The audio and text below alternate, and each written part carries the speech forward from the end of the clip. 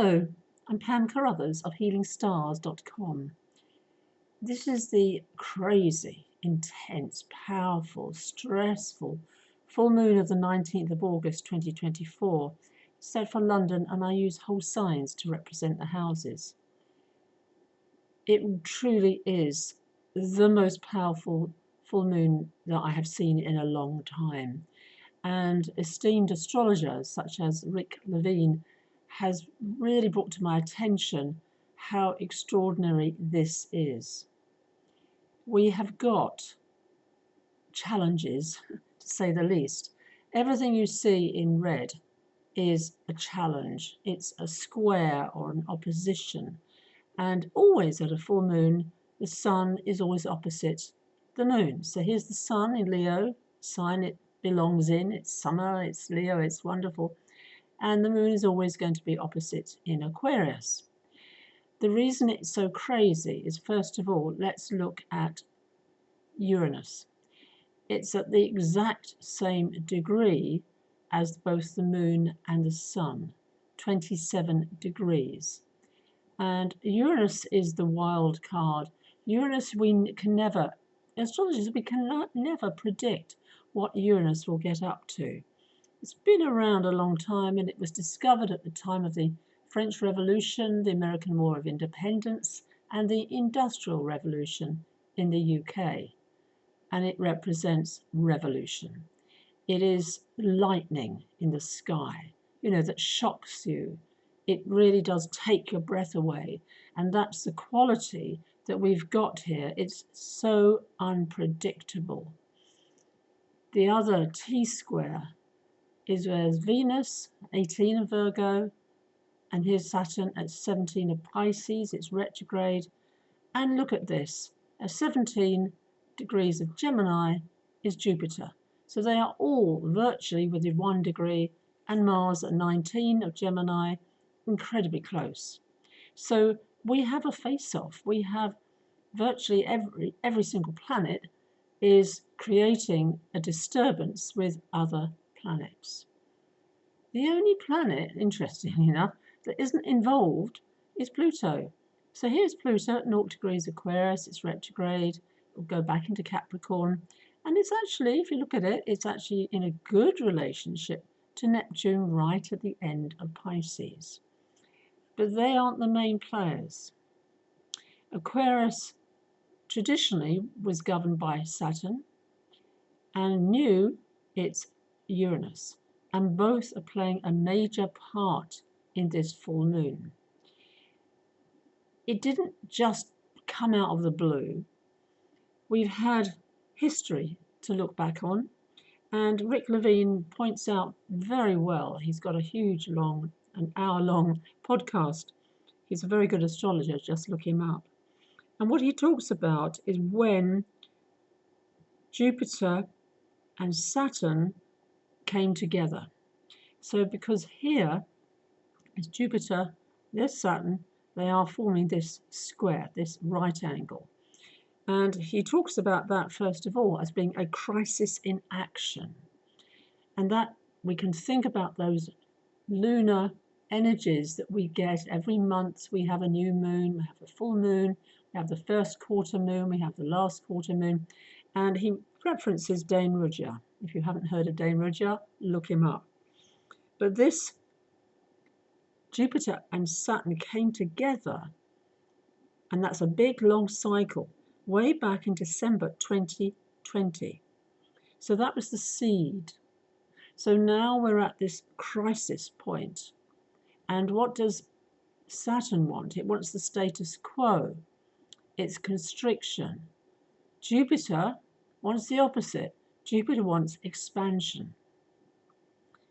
Jupiter and Mars in Gemini are in turn connected to Mercury.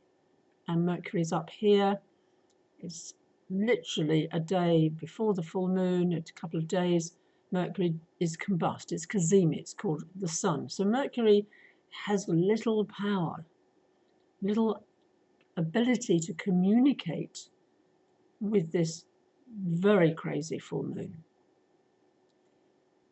We have Saturn, as I said, constriction, Jupiter expansion, and Jupiter and Mars together. Now, that happens every 2 years. That's not unusual. But when it happens and it's at the same time creating this tension with Saturn, it is really hugely overconfident, is one way of thinking about it. You know, we can be very, very, we want to go to the bank to get a bank loan.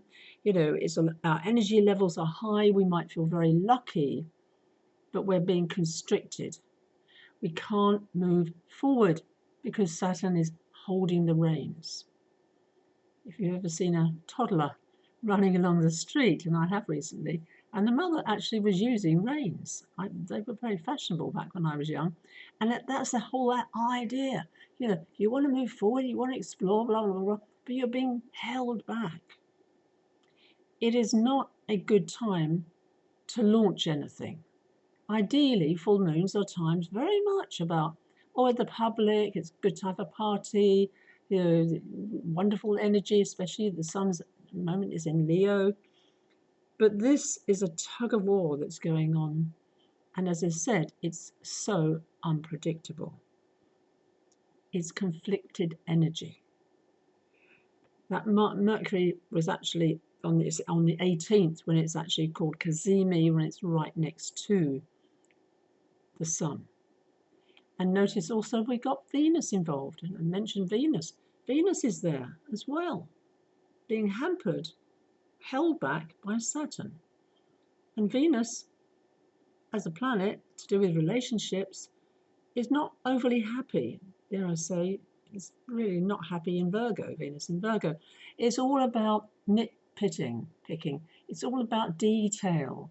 Virgo is very much about detail stuff. And finding fault, I'm saying, because Saturn is pressurizing relationships right now. If you've been suffering over the last, actually I would say since April. April was when we had the last eclipses, we had the last Mercury retrograde, and this energy of Mars has been building and building. If you look back, we had that attempt on the former President Trump, assassination attempt. And that was when Mars was actually with Uranus. Think about here's Mars, here's Uranus. And when those two planets come together, every 2 years, things happen that we would not expect to happen. And this is where Mars can be reactive, anger can explode, it can be very intense, passionate feelings. And all of this energy is building throughout the week. I'm talking now on the 13th of August. We are being held back in the sense of driving a car. You're driving your car with the brakes on. You're not going to get very far, and if you do, it is really, really difficult. And to relax into this, be aware of this. And Rick talks very much about consciousness, and knowing that we're part of this bigger, much bigger cycle right now. Feel your energy, be in contact with your energy. I was advising a client the other day to express Mars. Is a really good way to express Mars is obviously physical activity. Mars likes the sign of Capricorn, by the way, so that's weightlifting, if you've ever tried that. When you're really exerting your energy. Another way, of course, it's in Gemini, is to express any pent-up feelings of anger in a safe way. And I know that people driving cars often do that. They drive a car and you can scream. But the whole thing of wanting to express, that could be through dance, would be a very, very good way of doing that, especially like hot rock type dance, that really gets you moving. And last month I was saying Pharrell Williams' happy song.